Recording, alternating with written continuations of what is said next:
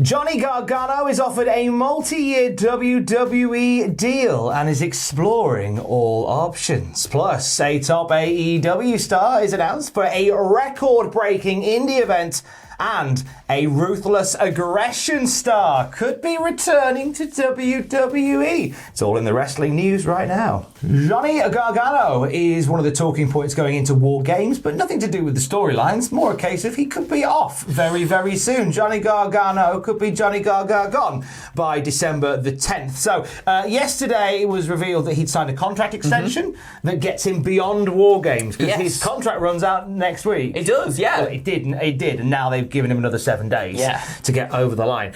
Dave Meltzer on Wrestling Observer Radio reveals today that WWE has offered Johnny Gargano a major multi-year contract to stay with the company. Initially not offering him an extension, just saying, here's the contract. Yeah. And when nothing had got signed and War Games was on the horizon, they went, all right, we'll give you another week to think on this.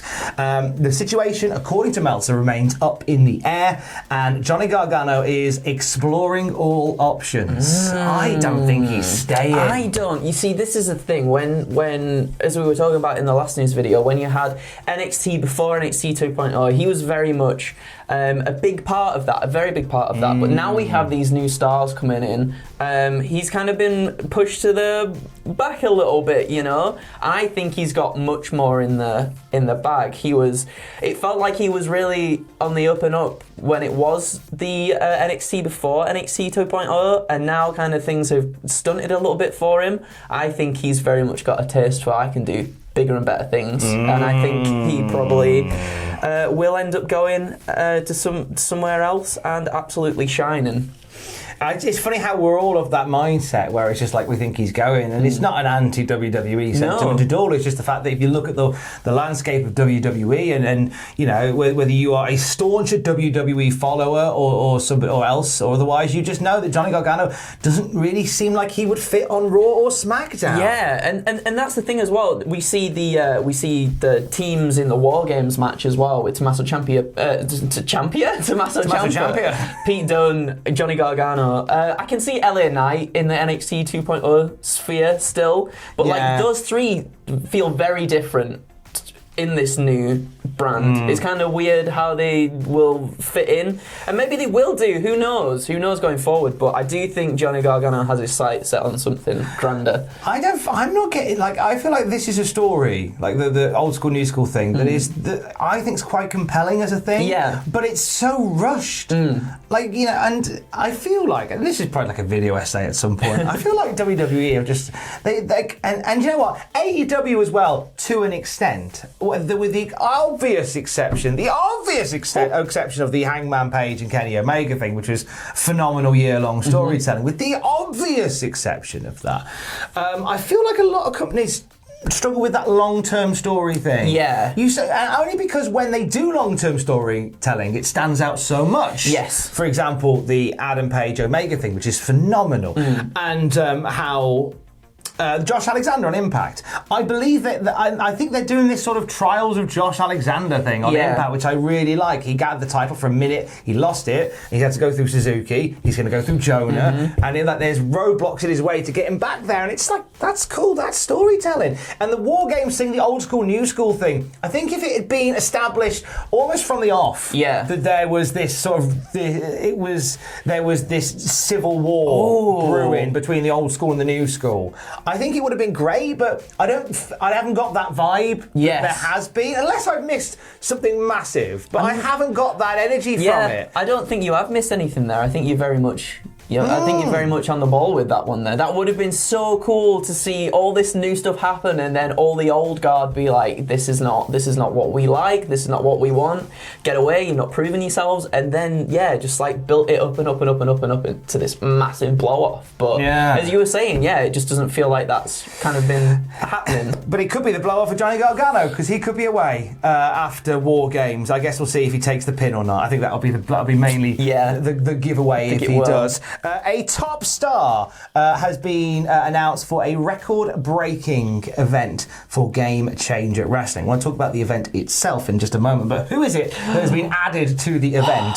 It's only Eddie Kingston. It's only Eddie Kingston, Tom, and he is a beautiful fit for GCW, and I love it when he turns up to GCW events because I mean, even at AEW, wherever he is, he always pulls it out of the bag, 110%, puts on an absolute showcase, and you just can't fault Eddie Kingston. You got into North Wrestling up here in the Northeast very late because you missed Eddie Kingston. I missed it, and I was so sad. I was so sad as well. I think the match is on the North Wrestling YouTube channel. Ooh. Eddie Kingston versus Rory Coyle. I got to announce the Mad King to the ring. Yeah, that was a genuine delight for me personally. Oh. But he is part of GCW's World on GCW event at the Hammerstein Ballroom, and this has been something that I've been watching keenly over the last couple of hours because what happened is they booked the Hammerstein. They announced it earlier this year, or sorry, I mean maybe last month. Time is a construct of human perception, and they opened up more seating just the other day. Yeah. Because they were about to sell out where they were at, and they realised, you know what, there's so much interest. If we open up, we can change the seating plan, get more people in. And as of a couple of hours ago, GCW sold out the Hammerstein Ballroom. And this is a big deal. This is a massive deal, right? This is the biggest event that Game Changer Wrestling have ever put on. Absolutely. It is also the biggest wrestling event in the history of the Hammerstein Ballroom. And when I say I'm talking ECW, I'm talking Ring of Honor, I'm talking WWE. Like, GCW has smoked them all with this show, which will also feature Chelsea Green, Matt Cardona, Laredo Kid, Leo Rush, Joey Janela, Alex Zane and Blake Christian, formerly of 205 Live, Effie and Ali Catch. Bussy is fine! Yay! Bussy is fine! We love the Bussy here at Cultaholic! We love Bussy! Clip that. And the Briscoes are going to be there as well. Massive night for GCW. Absolutely. Genuinely delighted for him. Yeah. Genuinely delighted for them. More of this. Long may you reign. NXT UK. Coming up in a moment. Find out who this Ruthless Aggression star is that was in talks to return to WWE. We'll get to that in about 60 odd seconds from now, maybe a bit more. NXT UK title matches for the next month. Meiko Satomura defending against Xia Brookside. The next well, she's been playing on the fact that she's Robbie Brookside's daughter, so been sort of championing in a little bit more, a bit of nepotism on NXT UK, which I like because at the start she didn't really harken on that too much to begin with, which is really good, and I think that's really good. Prove yourself first, and then you can start being like, oh, guess who I'm the daughter of, and all that kind of stuff. And I like that a lot. I think that's really, really cool. Pretty Deadly versus Moustache Mountain for the tag titles. Pretty Deadly on the quiet. They're making some magic, aren't they? Do you know what they are? Working really hard. Their matches that they've had as well have been really good since winning the belts in controversial fashion. I say they've been really, really, really good and proved themselves. I remember when they were on NXT UK, and I was like, I'm not really sold on these guys. And since they've had the belts, they've really sold me. They've really sold me. I think they've been awesome. And next week we will have Ilya Dragunov defending the NXT UK Championship against Rampage Brown. Yeah. Big boy Rampage repping the North. Come on, Rampage. Finally, a former star of the Ruthless Aggression era, which is very much a talking point at the moment. Yep. What with the return of the documentaries and stuff. Had a little chat with Triple H, didn't he? He did, yeah. So who are we talking about? We are talking about the Undertaker's best friend. Oh, the Undertaker's best friend. Cool Kane. Exactly. Cool Kane. No, we are talking about Maven, Tom. Oh, Maven. He was on That 90s Wrestling podcast, and he said, before the world was shut down, before the pandemic, I actually travelled to Orlando and met with Hunter and with Albert as well, who is running a developmental down there now. And I was talking to them about maybe doing some announcing stuff. And I did that, and I went there on March 11th of 2020. And if you remember, in America, that's the day America shut down due to the pandemic. So, I never want to turn my back or say no, or it'll never happen, because I don't know. I still and will always have wrestling in my blood. I still have wrestling dreams every week.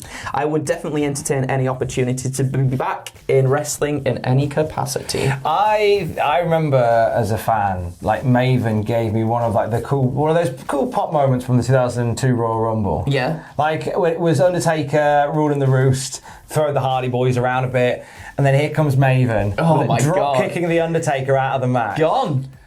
So cool. The pop for that is amazing. Maven then gets beaten within an inch of his life for 20 minutes, but the pop for that was great. And then what a lesser forgotten spot was the following year when Undertaker was in the Rumble. Maven drop kicks him, but this time Undertaker grabs the ropes, but Maven's celebrating like going, "Yeah, I've done two it! times!" It was a brilliant moment, like a forgotten moment from the 03 Rumble. That is. Yeah, I don't see Maven back. Beautiful to see Maven back. Maven had many little moments, like, was it the 2004 Survivor Series as well, where he just had a flurry against Triple H and everything? Yeah, too, he was awesome. injured going into the match. Yeah. They gave him loads. There was a World Championship match between Maven and Triple H on Sunday Night Heat.